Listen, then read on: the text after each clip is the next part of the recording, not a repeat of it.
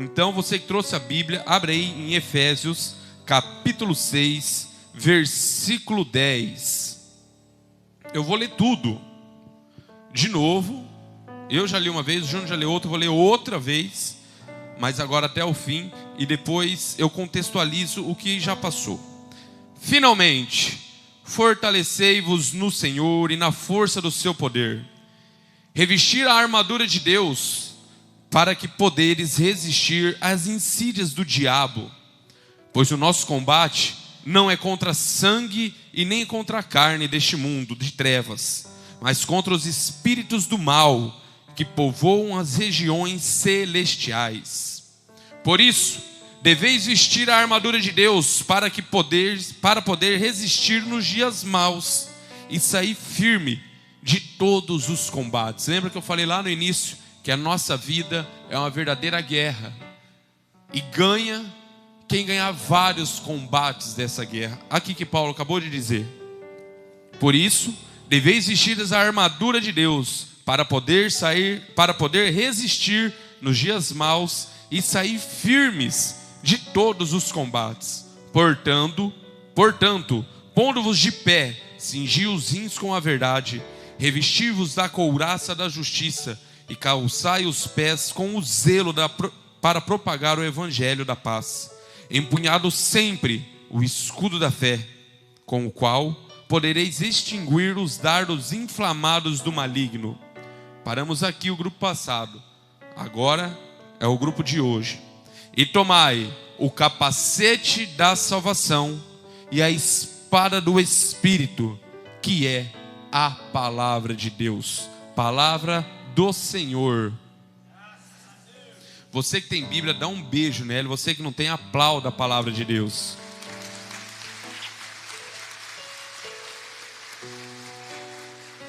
Não é pecado beijar a Bíblia, você não está idolatrando, tá? Lá no final da pregação você vai entender por quê.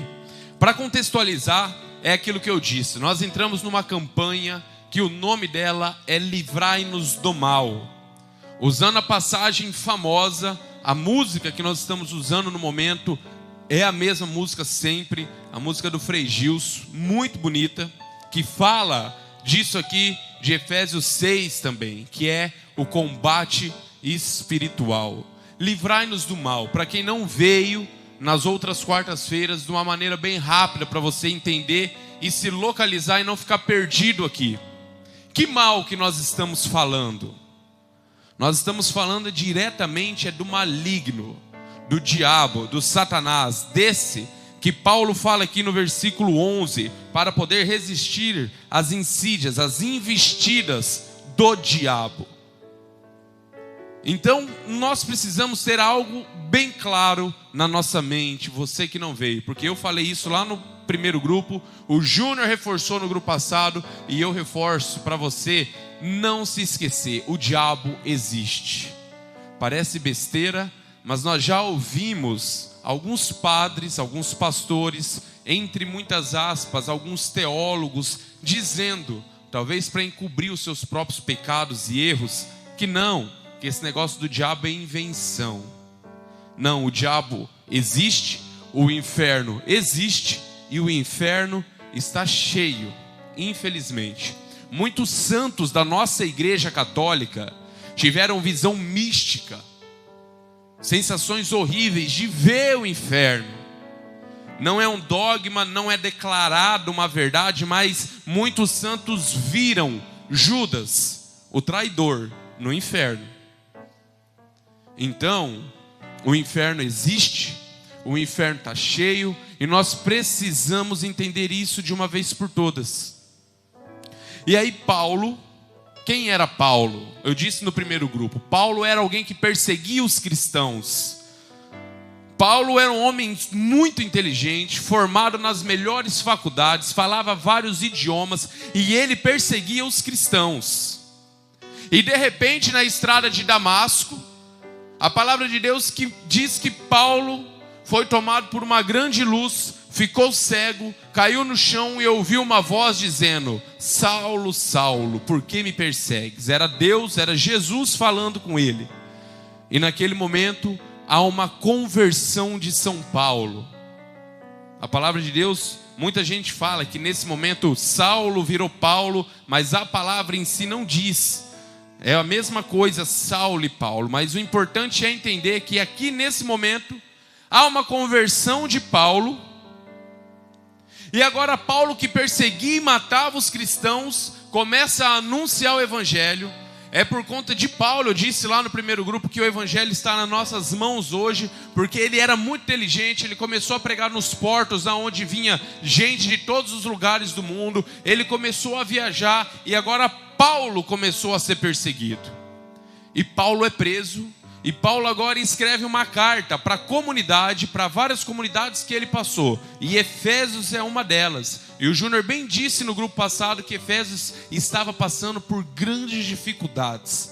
Dentro da cultura deles, estavam cultuando outros deuses, estavam com um problema na família.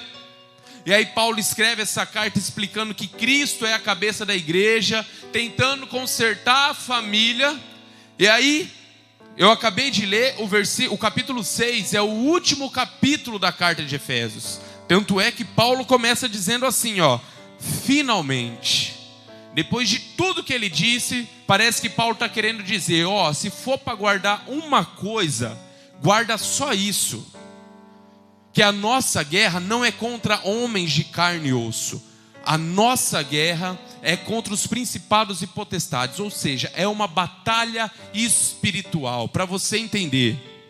Não é como desenho que tinha um anjinho do mal, um anjinho do bem lutando, não. Mas quando você nasceu, quando eu nasci, quando você foi concebido lá, espermatozoide, foi, fecundou, e ali começou a vida. A partir do momento da concepção, a vida começou naquele momento. Deus lá do céu chama um anjo que já contemplava a face de Deus e adorava, e envia para ser o teu anjo da guarda, com uma missão de te levar você e eu de volta para o céu. Isso é verdade. Ou seja, todos nós aqui temos um anjo da guarda. Aquela oração que nós aprendemos quando criança, o Santo Anjo do Senhor, é uma oração poderosíssima. Eu não passo um dia da minha vida sem tirar o pé da cama e rezar essa oração em voz alta. Você não precisa gritar para acordar seus pais, sua esposa, não. Mas você precisa vocalizar ela. Por quê? Porque o anjo, ele não é onisciente, ele não está prestando atenção, ele não tem acesso aos seus pensamentos, mas sim às suas atitudes, como o Júnior disse no grupo passado também. Então, queridos, todos os dias, quando você acordar, convoque o teu anjo da guarda para lutar a batalha do dia a dia com você. Conselho de amigo: nunca mais tire os pés do chão da sua cama sem clamar o Espírito Santo e sem rezar o Santo Anjo do Senhor. Pode rezar baixinho, mas vocaliza: Santo Anjo do Senhor. Vá tomar banho, vá indo para o serviço, mas vá rezando em voz alta. Nesse momento, o teu anjo, ele está pronto para a batalha. E hoje, gente, vindo para cá, meu anjo, ele quase se materializou na minha frente, assim, tão burro que eu fui. Fui levar minha mãe para casa, e perto da casa dela tem uma rua que ela faz tipo um S, ali do lado do Pedro II, não sei se alguém conhece, subindo no Paulo de São Francisco, tem uma rua que faz um S assim. E eu entrei meio que na contramão e estava descendo uma moto com o farol ligado. Eu não vi a moto. Eu abaixei para pegar o negócio que caiu, e quando eu abaixei, eu puxei o volante. Foi nem eu puxar o volante, a moto passa. Se eu não abaixo para pegar, eu tinha batido na moto. Meu querido, se não foi o meu anjo da guarda nessa hora, eu não sei quem foi. Então eu sei que você aí também tem experiências que talvez você nem pensava e na hora falou: meu Deus, é o teu anjo. Ele é destinado para cuidar de você. Então, querido, para de dar trabalho para o teu anjo. Ele quer te matar às vezes, mas mesmo querendo, ele não pode abandonar você. A obrigação dele, a função dele é te levar de volta para o céu. Só que Deus designa um anjo da guarda para cuidar de você, e o diabo manda uns 3 para te atentar a vida inteira. Porque se a missão do anjo da guarda teu é te levar para o céu, a missão das potestades demoníacas é te levar para o inferno. Então é aí que está a batalha espiritual. É na tentativa do teu anjo te abrir a cabeça, do teu anjo te levar para as coisas boas, iluminar a tua mente, contra a tentativa do anjo do mal, como o Júnior disse muito bem, ver as tuas atitudes, entender e começar a colocar coisas, obstáculos no seu caminho. E isso é fato e você já presenciou isso na sua vida também. Eu vou dar exemplos aqui. O Júnior disse muito bem, e eu vou repetir o exemplo dele. Quando você está passando e passa uma mulher, aí você fala, nossa, e dá aquela olhada. Você está mandando um sinal para o anjo inimigo que o seu problema é a safadeza, promiscuidade, sexualidade. Ele vai te atentar nessa área. E hoje nós temos um outro demônio chamado algoritmo do Instagram. Você vê 2 fotos, ele começa a te mandar 30 da mesma coisa. Então, existe. Você chega em casa, cansado, trata todo mundo igual um anjo no trabalho. Chega em casa, você já dá uma patada na mulher e nem olha para teu filho, para tua filha, ou já trata teu pai, tua mãe mal. O anjo inimigo fala o quê? Família. Então cuidado com as suas atitudes. Vou repetir o que o João disse, se policie, porque ao mesmo momento que teu anjo da guarda está brigando para te salvar, tem anjos do mal tentando te desviar do caminho. E aí talvez agora você olhe a tua vida e seja muito honesto. Quem é que está vencendo nessa batalha? Quem é que está exercendo maior influência na tua vida? Se a gente tivesse olhos espirituais, nós íamos ver esse salão aqui, ó, e ele está, e eu sei que está cheio de anjos. Cheio de anjos. Pedro Siqueira é um homem que está vivo, novo, mora lá no Rio de Janeiro. Chega na tua casa e procura o Pedro Siqueira. Eu no início eu não gostava muito dele. Falava, esse cara, quem conhece o Pedro Siqueira? Levanta a mão aqui, deixa eu ver. Algumas pessoas, né? 2 no total conhecem. Mas o Pedro Siqueira, ele é maravilhoso. Ele tem visões místicas e ele vê o anjo da pessoa. Não é de todas, mas é de algumas. Tanto é que ele começa a dar nomes, e é incrível. Ele vai em cidade que ele nunca foi na vida, e tem 10.000 pessoas no lugar, e o anjo daquela pessoa que está com problema conversa com o anjo da guarda dele, e ele dá o nome da pessoa. É coisa de louco, você precisa assistir. Ele estava em Arapongas. Ele não deu só o nome, ele deu o nome, sobrenome e nome dos filhos. Não tinha, e eu sou meio cético para essas coisas, não tinha possibilidade alguma dele saber tudo aquilo da pessoa. E ele disse exatamente o problema que a pessoa tem. Então, queridos, aqui está tomado de anjos, é espetacular. E essa é a batalha espiritual que Paulo está querendo dizer. Não é contra teu marido, não é contra teu filho, não é contra o Lula, não é contra o Bolsonaro, não. É uma batalha muito pior. Tudo isso corrobora para essa batalha. Às vezes nós somos os maiores aliados dos anjos do mal. Nós fazemos cada coisa, cada situação que o anjo fala, rapaz, você é mais inteligente que eu, hein? Não é possível. De onde você tirou essa sacanagem toda aí? Às vezes a gente colabora, mas a gente tem que começar a colaborar com os anjos do bem. E aí Paulo escreve essa carta alertando isso e dá para mim e para você 5 escudos e 5 armaduras para nos defender e uma só, somente uma arma para nós atacarmos. Olha que incrível. Se você tivesse Bíblia na tua casa, eu sei que você tem, mas se você lesse, você ia ver isso que eu estou falando. Depois eu vou chegar lá. Quando Paulo ele fala aqui, portanto, cingi os rins com a verdade, usai a couraça da justiça. Ele dá 5 coisas para nós nos protegermos e uma só para a gente atacar, que é o suficiente. E sabe qual que é o maravilhoso disso daqui? É que Deus olha para mim e olha para você e nos vê como um guerreiro. Nos vê como guerreiros fortes, batalhadores. Deus está olhando para mim e para você e está vendo capacidades extraordinárias que eu e você não está vendo. E Paulo, por ser um soldado, ele usa esse exemplo como guerra e como soldado. Eu disse, se ele fosse pescador, ele usaria como exemplo de pesca. Mas Deus inspira no coração de Paulo tudo isso para que eu e você entendam uma coisa. Deus olha para você e olha para mim e enxerga alguém muito forte, capaz o suficiente para vencer o mal. O problema é que quando você olha para você, só vê barriga, né? Você olha para você, só vê desânimo, só vê cansaço, só vê medo. E eu usei no grupo passado o exemplo do Chapolin e fiquei triste, Júnior, porque só o Paulinho conhece o Chapolin. Não é possível. Rapaz, se você conhecesse o Chapolin Colorado, quem aqui conhece o Chapolin? Levanta a mão. Tá, agora bate. Quem assistiu o Chapolin Colorado?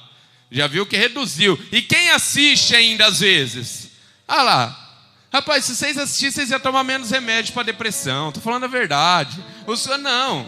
Se assistisse Todo Mundo Odeia o Chris, Chaves, Chapolin, essas pessoas iam ser mais felizes. Vai por mim. Começa a assistir o Chapolin, o Chaves e Todo Mundo Odeia a Chris. Eu quero ver sua vida não melhorar um pouco. Por que eu usei a passagem do Chapolin? Porque Chapolin é um guerreiro totalmente frustrado. Chapolin, ele quer ir, mas ele não vai. O povo chama, ele vem, mas quando é na hora para atacar, ele tem medo, ele volta, ele só faz atrapalhada. É uma coisa. Chapolin, o abominável homem das neves está lá fora, vai lá combater ele. Sim, eu vou, mas não vai. Não é assim? Vai lá, Chapolin. Sim, eu vou, mas não vai. Cheio de medo, não acredita nele mesmo, cheio de frustrações. Deus olha para mim e para você e vê valentes guerreiros. Mas a gente olha para nós e vimos só os nossos medos, as nossas preguiças, as nossas frustrações, os nossos desânimos. De você saber aquilo que você precisa fazer, de você saber aquilo que você precisa lutar e você não enfrentar. De você saber exatamente aonde você está errando, com quem você está errando, tomar decisões aqui no grupo ou num acampamento, mas a capacidade de daqui a pouco, sim, eu vou, mas não vai. E por que Deus olha para mim e para você então e enxerga aquilo que a gente não enxerga? Porque Deus, Ele não, presta atenção nisso que isso é maravilhoso, porque Deus, Ele não está preso no tempo. Quem está preso no tempo sou eu e você. Como assim? Eu não posso voltar no ontem. Eu não posso avançar no amanhã. Nós estamos presos no hoje. Nós estamos presos nesse tempo. Deus não. Deus é o mesmo ontem, hoje e sempre. Ou seja, Deus já está no amanhã. Você já parou para pensar nisso? Deus já está no amanhã. Eu queria ser Deus, porque Ele já está no domingo. Ele sabe quem ganhou a eleição, misericórdia. Eu estou quase morrendo aqui. E Deus já está lá na segunda. Deus, Ele é eterno. Deus não está preso no tempo. Então Deus olha para você e para mim. Enquanto a gente só vê fraqueza, medo, desânimo, falta de vontade, Deus está vendo aquilo que você pode se tornar com Ele. E a partir de uma conversão nele. É por isso que Ele acredita em nós. Eu tenho certeza que aqui no Ministério de Música, na nossa equipe de trabalho, tem muitos testemunhos de quem você era antes e quem você se tornou com Deus. Que você sabia que você não dava conta, que eu não sou capaz, que eu já tentei, que eu não vou conseguir. E de repente o que era fraqueza virou força, o que era desânimo virou alegria, o que era falta de perdão virou amor. Porque Deus enxerga, é eu e você que não enxergamos. E porque nós precisamos chegar nisso, porque nós precisamos ser guerreiros de verdade, Paulo nos dá 5 maneiras de nos defender dessas batalhas espirituais e uma para nos atacar. Eu vou passar rapidamente pelas 5 e vou entrar no que ainda a gente não falou. para que um dia a gente possa ser aquilo que Deus sonhou para nós, deixar de ser um chapolim colorado medroso e ser um valente guerreiro. Paulo nos dá o caminho. Portanto, cingim os rins com a verdade. É aquilo que eu falei no grupo passado. Cingir os rins, o guerreiro ele colocava algo para erguer a saia que eles usavam, para que eles pudessem ir mais rápido e também proteger essa região. Ou seja, para que eles tivessem agilidade. Cingir os rins com a verdade é estar pronto para defender as verdades que a igreja diz e não sair relativizando tudo. Cingir os rins com a verdade é não ficar confiando nas suas próprias forças, é entender que Deus é muito mais forte que você, e se você não pode sozinho, com Deus você pode. E aí o próximo, a couraça da justiça. A couraça é aquele que coloca aqui no tórax, que protege o coração, ou seja, ter um coração justo, piedoso, amoroso, uma pessoa que tem o coração protegido pela justiça, é uma pessoa que consegue lidar com as maldades do mundo, é uma pessoa que não é vingativa, é uma pessoa que sabe se pôr no lugar do outro. O próximo que o Júnior falou, calçai os pés com o zelo para propagar o evangelho. Tira esse Nike Shock da pé, tira esse Mizuninho aí, ó, tira esse All-Starzinho. Ou seja, saia da zona de conforto, toma posição, anuncie o evangelho. Nem todo mundo é chamado para anunciar o evangelho com o microfone na mão, com o violão na mão, não. Mas todo mundo é chamado a dar testemunho da palavra de Deus. E o Júnior deu esse testemunho no grupo passado, e fui eu a pessoa que estava em um churrasco de gente da igreja, e começaram a falar de mulher e zona, e todo mundo casado. Eu levantei e saí, e todo mundo viu a minha cara. Porque que palhaçada é essa? Ou você é ou você não é. Aí fica com esse tercinho pendurado no pescoço, com essa camisetinha de acampamento, traindo a mulher, traindo os filhos. Cadê a prontidão?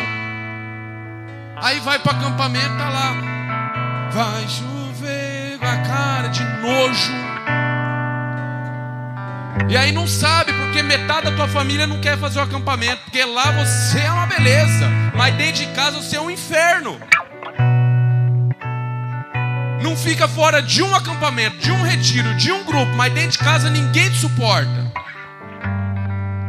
Prontos para anunciar o evangelho.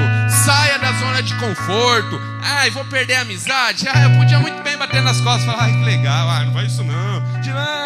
Rapaz, fecha essa cara, sai desse grupo, toma postura. Você é ou não é de Deus? Você assumiu ou não assumiu a conversão na tua vida? Deixa eu ver a hora aqui, tem tempo ainda, graças a Deus. O próximo, empunhar o escudo da fé, para que nós não sejamos atingidos pelos dardos do maligno. E agora, nós vamos entrar no grupo de hoje. Tomai o capacete da salvação e a espada do Espírito, que é a palavra de Deus. Então nós vimos 5 meios de nos defender, e um só, que é a espada de atacar. Mas antes eu vou falar do capacete da salvação. O que é o capacete da salvação? O capacete não era só um coquinho. O capacete naquela época, você que já assistiu o filme medieval, ele fechava a cara toda, ele ficava só os olhos de fora. Ele protegia a região, porque naquela época não tinha armas de fogo. Era arco, flecha, lanças e espadas. Então a cabeça ela devia ser bem protegida por algo pesado. E aí Paulo, o que ele está dizendo? Que a cabeça naquela época era algo bem protegida, que te salvava numa batalha. Mas Paulo está dizendo que agora o nosso capacete é o capacete da salvação. Preste atenção nisso daqui. Nós precisamos ter a nossa mente. Bate aí no teu tic-teco, bate aí, ó. Eu preciso, fala assim, eu preciso ter na minha mente, sempre vivo, que Jesus Bate aí, senão eu vou bater. Morreu para me salvar.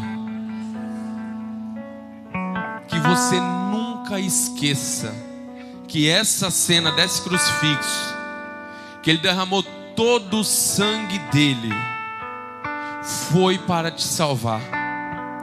Paulo está dizendo, queridos, nunca, em nenhuma batalha da tua vida, esqueça que Jesus deu a vida para te salvar.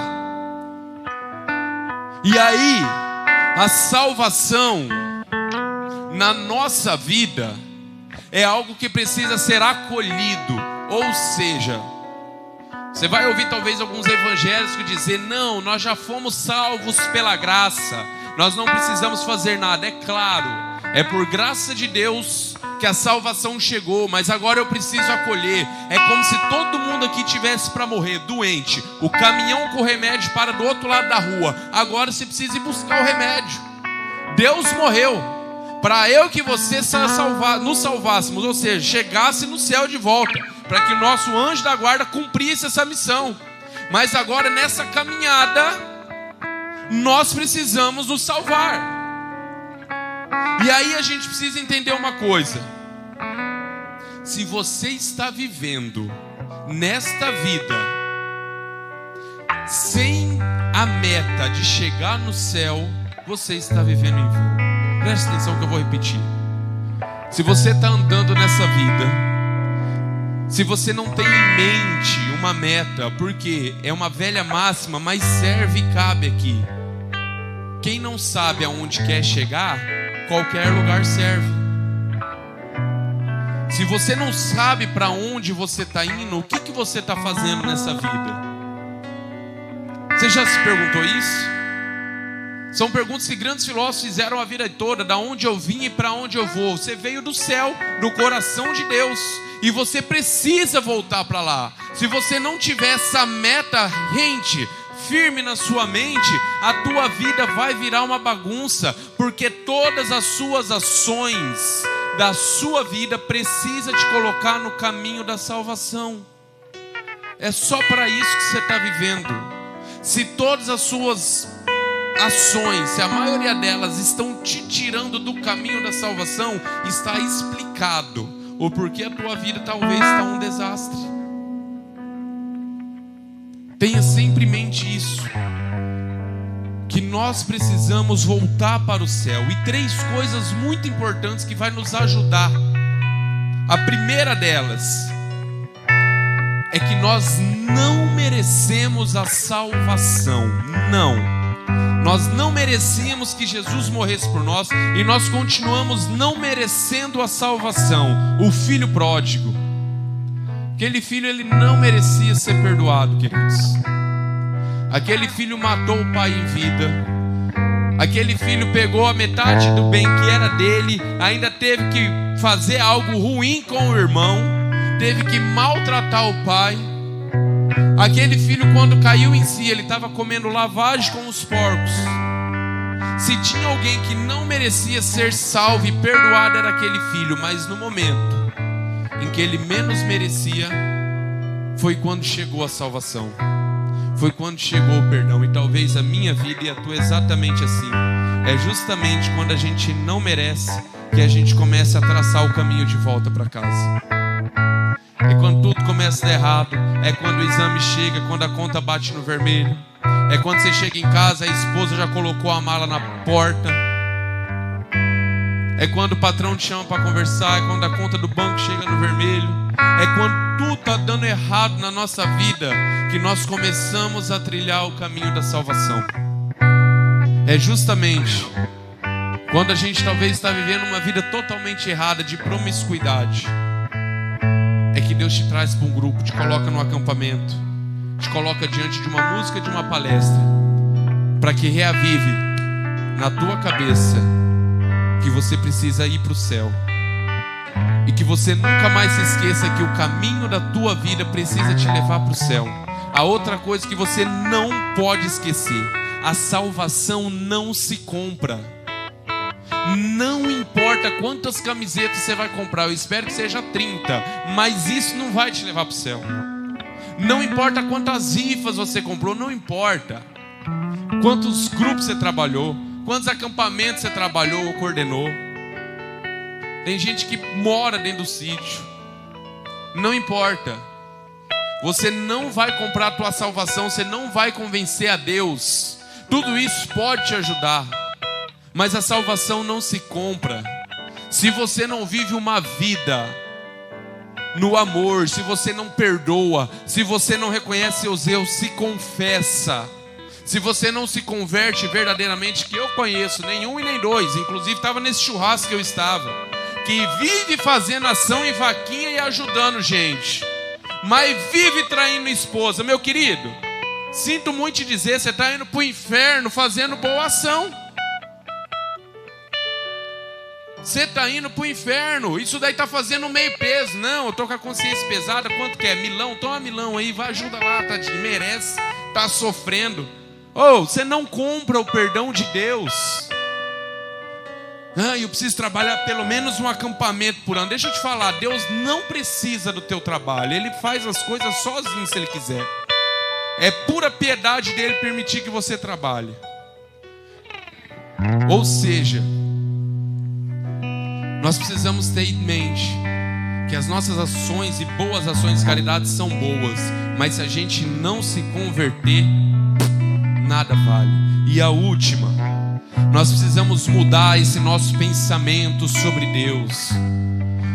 Eu estou vendo tanta gente pintando um Deus Barbie, um Deus cor-de-rosa, um Deus todo amoroso que não existe. É claro que Deus é amor, Ele é a matéria-prima do amor. Ele é o amor que emana todo o amor. Mas não é esse amor que todo mundo está pregando aí não. Ai, Deus te ama assim como você é. É claro que não. É óbvio que Ele te ama, mas Ele não te ama vendo afundado com o nariz na cocaína porque você quer. Ele não te ama vendo você trair a tua esposa. Ele não te ama vendo você viver uma vida de mentira. Ele te ama por aquilo que você pode se tornar com Ele. E tudo que mais que Ele quer é que você saia dessa vida. E tem gente usando isso para se confortar no pecado. Não, não preocupa não, Deus te ama sim. Larga de ser besta. Deus perdoa. Se você se arrepender, procurar um padre e ir confessar, Ele perdoa. Se não, querido, então a gente precisa parar de pintar esse Deus cor-de-rosa. Entender que o Deus não é um velho babão não. Deus é justo. Se você errou, para com esse negocinho aí.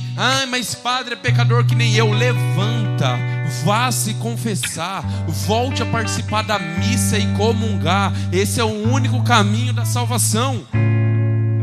E para finalizar, a última, e não a pior, mas a última, e não a menos importante, mas a última, e a única arma que Paulo nos dá, porque ela é a única suficiente, é a espada do Espírito, que é a palavra de Deus. Tudo para nos defender. E agora nós precisamos também atacar.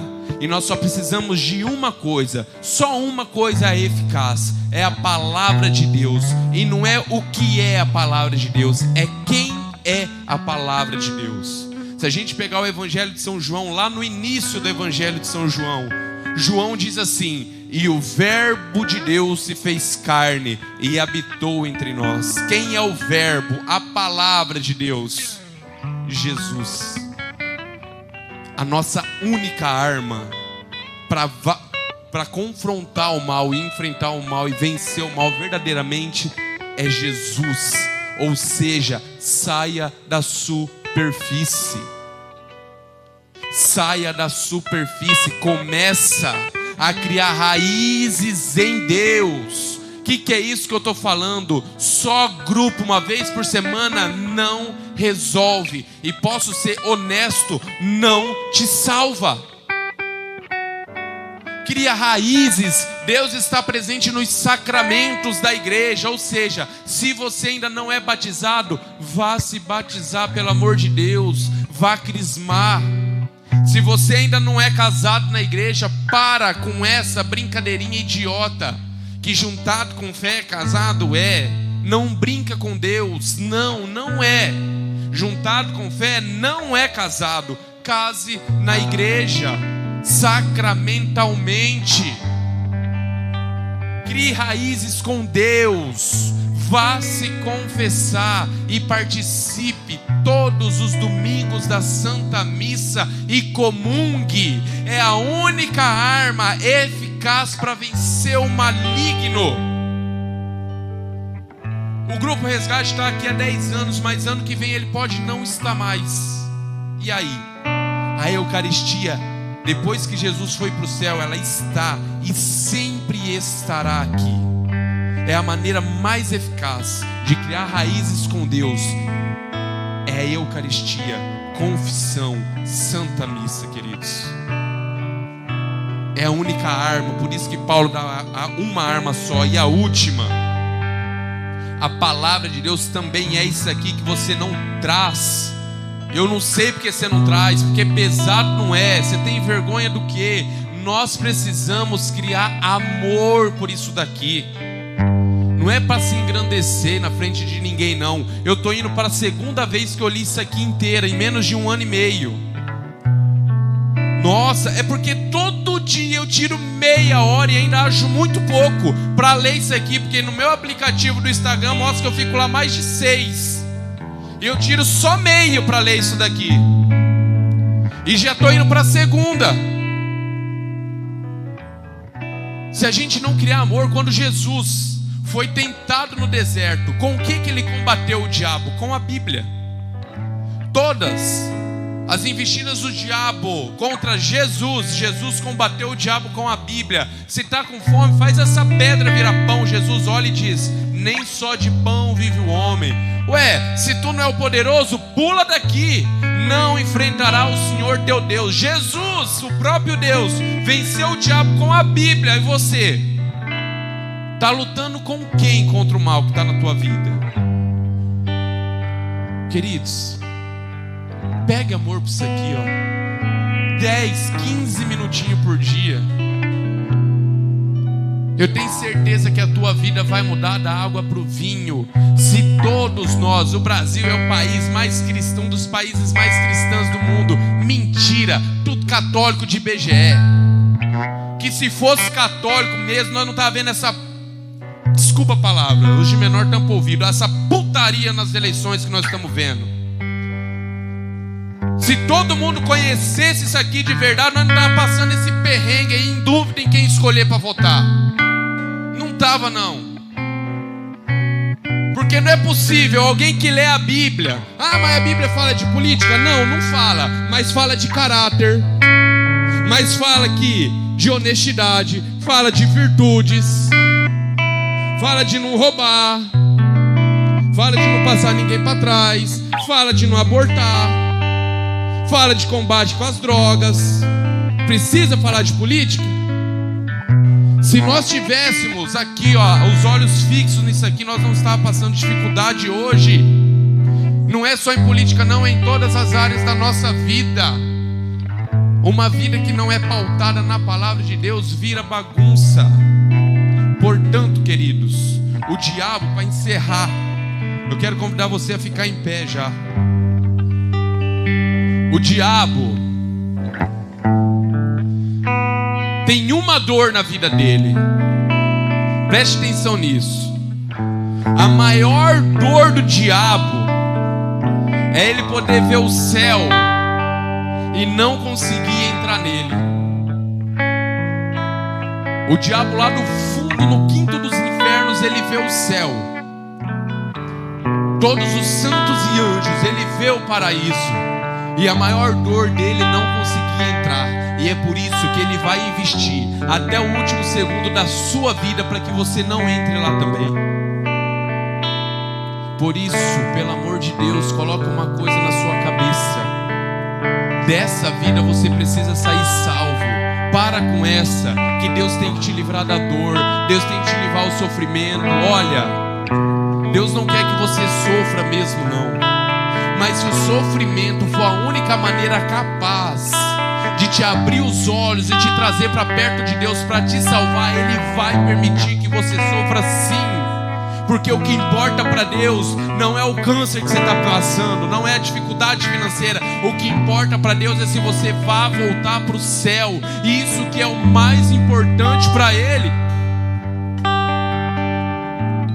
Se entre bater o carro num acidente e amanhã ou depois você virar no Sateba e começar a pecar e ir para o inferno, Ele prefere que aconteça uma tragédia hoje, mas que você vá para o céu, do que você perca a oportunidade e vá para o inferno.